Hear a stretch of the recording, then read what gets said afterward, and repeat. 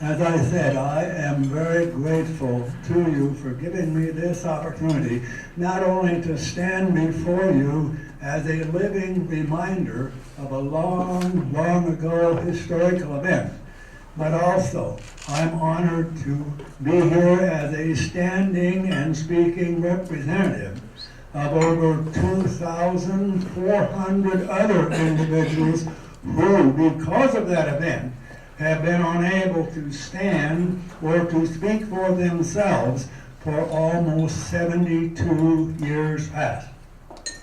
Also, I stand before you in remembrance of over 80,000 other military individuals, Navy, Marine Corps, Army Air Corps, Coast Guard, who, like myself, survived that event, but who have themselves since passed on. In case there's a few of you here that weren't around back then, let me take just a moment to refresh your memory, if I may. On this coming Saturday, December the 7th, it will have been 72 years ago that aerial bombs, torpedoes, and machine gun bullets began raining down on those of us on the ships, military installations, and even on some of the civilian population on the island of Oahu, territory of Hawaii. It will have been 72 years ago that the once roaring, blazing guns aboard the mighty battleships Utah, Oklahoma, and Arizona fell forever silent as those great ships, with many of their brave and valiant crew members still manning their battle and duty stations, slipped beneath the oil-covered, burning waters of Pearl Harbor. In the many days and years that have since passed, I have oftentimes wondered, as I do most every morning, and as I would ask each of you to take a moment to wonder with me now. Have those brave and valiant crew members on each and every day that has since passed, did they this morning, and will they forever stand muster, still manning their battle and duty stations there, beneath the calm and peaceful waters of a harbor they gave their lives to defend? Think about it. Think about it. The reason I mention that is because back in the old Navy that I was in, I understand it's changed quite a lot now, but back then, if a vessel and its crew members went missing, that vessel and those crew members were considered to be on an eternal patrol. Well, we know where the USS Arizona and the Utah are. We've got a pretty good idea where the USS Oklahoma is. It sunk while being towed back to the U.S. for repair. But all of the crew members, 400 and some, that lost their lives aboard the Oklahoma when it capsized, were all recovered and interred there in Hawaii. We know where those crew members aboard the USS Arizona and Utah are. So we can't consider them to be on an eternal patrol. But if in remembering them, it will help us to remember the Pearl Harbor Survivors Association motto, which is, remember Pearl Harbor, keep America alert. If we're remembering them, it will help us to remember that. Then I would like to suggest that although they have not been on an eternal patrol, they have been, are now, and will forever be on an eternal watch. The calm and quiet of that long, long ago Sunday morning on a peaceful Pacific Island paradise was first interrupted by the faint, faraway drone of enemy aircraft engines, then totally, completely, and forever unforgettably shattered by the roar of exploding bombs, torpedoes, shipboard ammunition magazines, by the cannons roar, the machine guns rattle, the cries of the wounded, and the sighs of the dying. I have came to feel that no one who stood as they did that day at Pearl Harbor or any other military installation or vessel under attack, on or at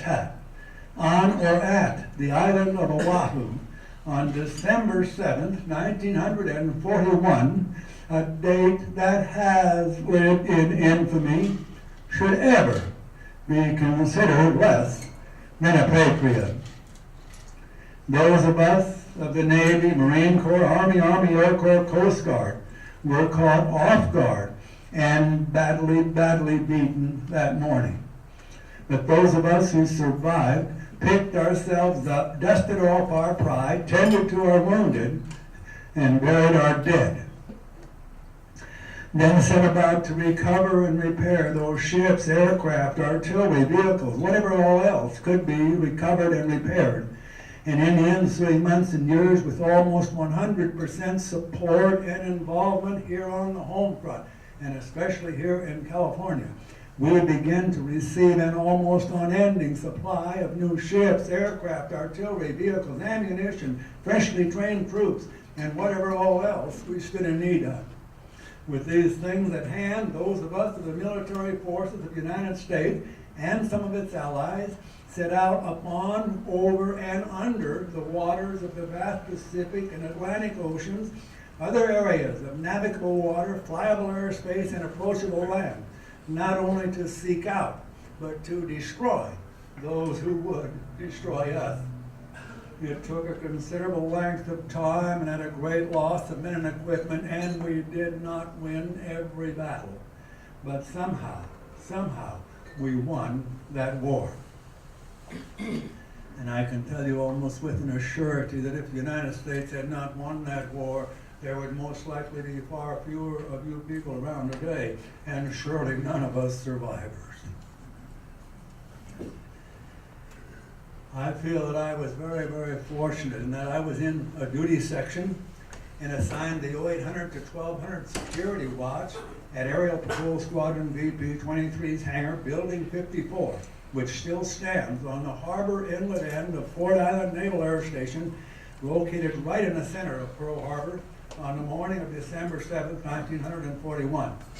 I was in an upper level office trying to type a letter to my dear sweet mother. I shouldn't say type, I would, you gotta understand that prior to joining the Navy, I don't think I'd even seen a typewriter, much less have an opportunity to use one. However, I was up there trying to type a letter to my dear sweet mother with that old single finger hunt and peck system. You've all tried that. And I was progressing. I was proud of what I was doing. I was really going to impress my family, I heard the sound of an approaching aircraft in the background, but that's not unusual. We're a naval air station. Airplanes come and go, but not usually on a Sunday morning and not that early. That sound grew louder and louder, and I'm thinking, oh well, a couple of the carriers, the USS Lexington and the USS Saratoga, had left the harbor several days before to deliver short-range aircraft to our military forces on Wake and on Midway Island. And I thought they're on their way back, and as usual, they will launch their aircraft while they're still out at sea, so they've got the speed of that aircraft carrier into the wind to get those old prop-driven aircraft off the deck. They weren't using catapults at that time. And so that's what I thought, and suddenly the sound of that airplane changed, and I knew immediately that it was in a power dive. And I thought, oh, that's one of those air group pilots doing some hot dogging. Boy, I wouldn't want to be in his shoes when the captain gets a hold of him, because he's really going to be in trouble. They don't look too kindly on that kind of flying. Little did I realize that it was those of us on the ground that were suddenly going to be in some serious, serious trouble.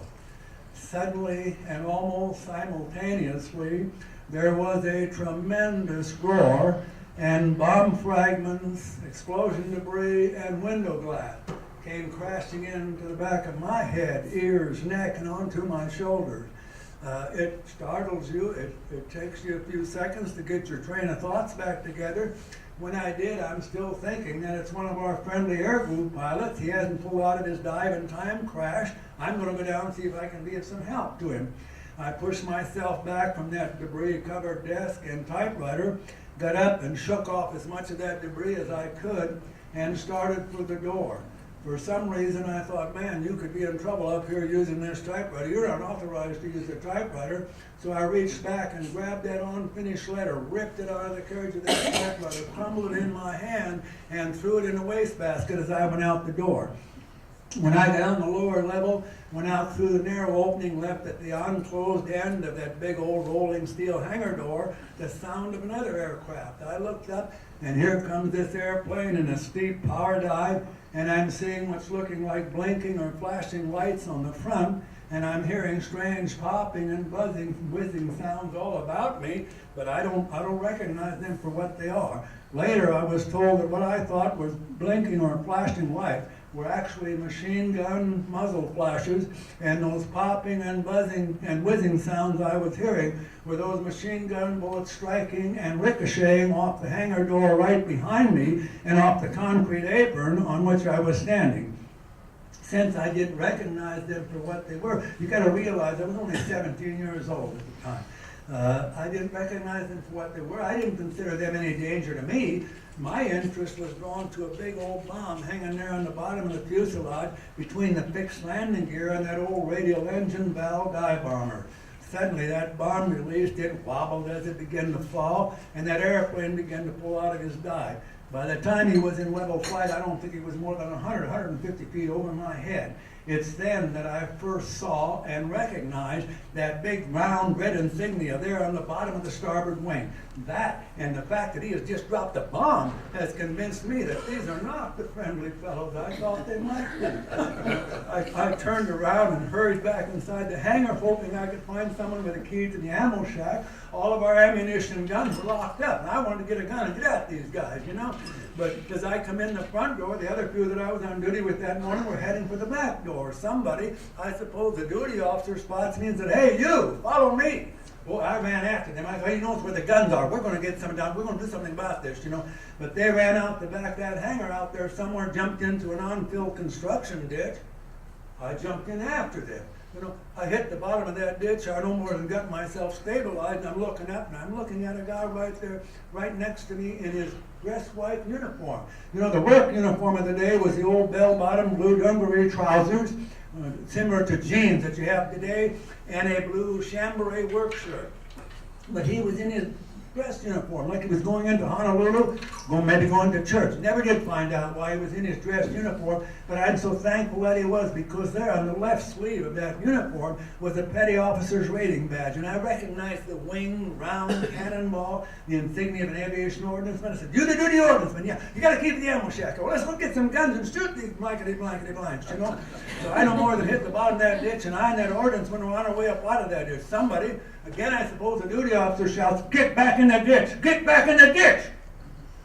Hell, I don't want to be in that ditch. You know, we're military men. We should be putting up a defense. We shouldn't be here in this ditch.